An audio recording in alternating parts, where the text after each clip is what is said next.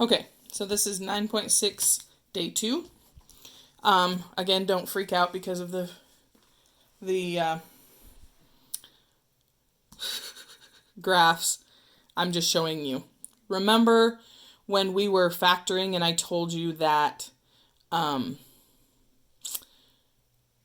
answers we were actually getting were the x-intercept, or where these cross the x? Well, if you look at these 3 examples, this one never crosses the x because the x is right here.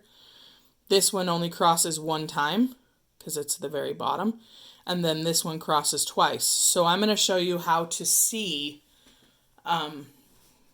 what you can do, a quick thing, to see if or how many answers there are. So there'll be a point where there are 0 answers, there's 1 answer, or there's 2 answers. What we've been doing so far for the most part is we're getting 2. So we're doing these ones. Okay, so here's the quadratic formula, and this red part, the b squared minus 4ac, not the square root part, just the stuff underneath it, this is called the discriminant. Don't ask me why it's that. But it's a quick way to find out how many actual answers, how many actual answers there are depending on what you get here. Because remember, you can't have a square root of a negative. So if what the b squared minus 4ac is negative, then there are no answers, because it can't be done. You can't have a square root of a negative 4 or a square root of a negative 9. That's not possible. So that's what this is for. So what we're going to do, so the assignment for this one is simply we're going to do some that are discriminants like this, and then you'll just do a few more of the ones you just did on the last assignment. I'm going to put up the key for the last assignment after you turn in day 1's assignment, just so that you know if you're completely off base.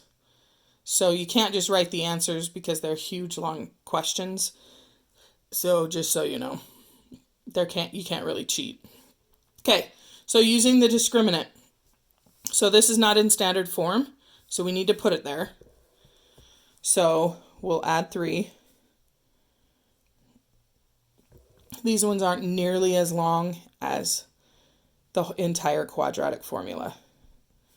Plus 3 equals 0. So we still need the ABC. So A is 4, B is negative 5, and C is 3. But we only have to do the red part.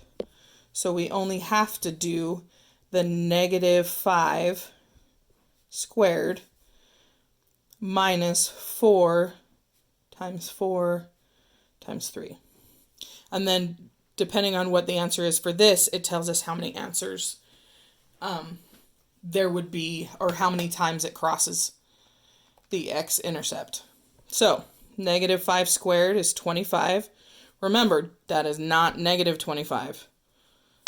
Okay, so then negative 4 times 4 is negative 16. Negative 16 times 3 is 48. So minus 48. So then 25 minus 48 is negative 23. So this inside of this can't be done because you can't have a square root of a negative 23. So this is, so the fact that this is negative tells me that there are, so the answer to this would be negative 23 and then no solution. Or if you were to graph it, it would look something like this, where it never actually touches the x-axis. Okay? So that's what a no solution or 0 solution mean. Okay, so then the second one, this one's already in standard form. Yay! So we'll just do our A, B, and C. So our A is 2, our B is 11, our C is 15. No negatives, wee-haw. So then we'll use our discriminant. So b squared, so 11 squared minus 4 times 2 times 15.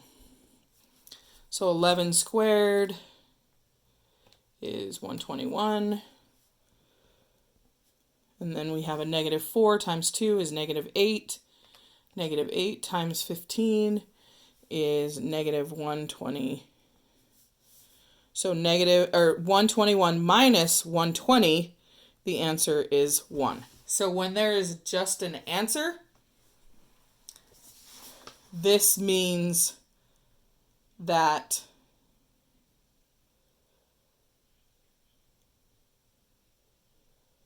this is two solutions.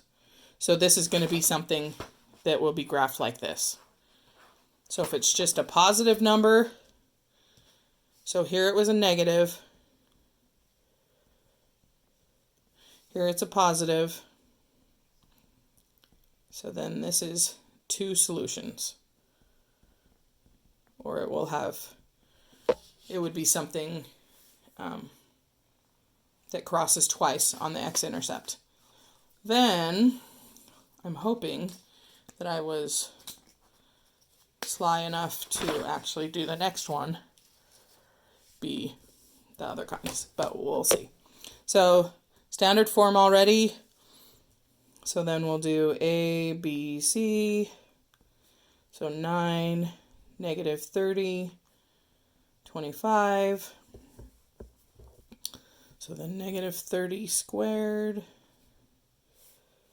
minus 4 times 9 times 25.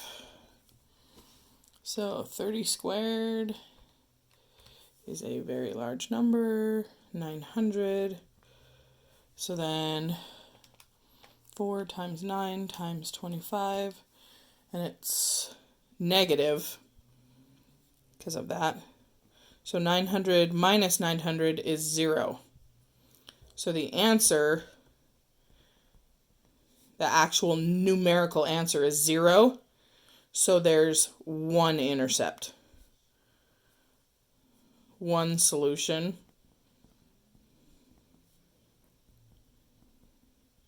or intercept.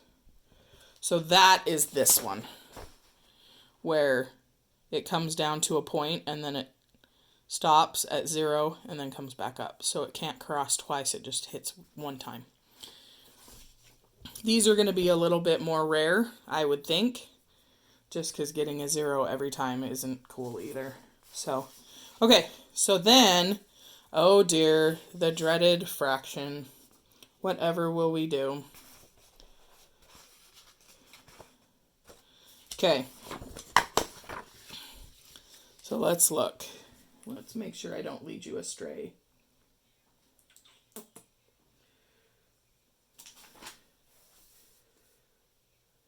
Okay.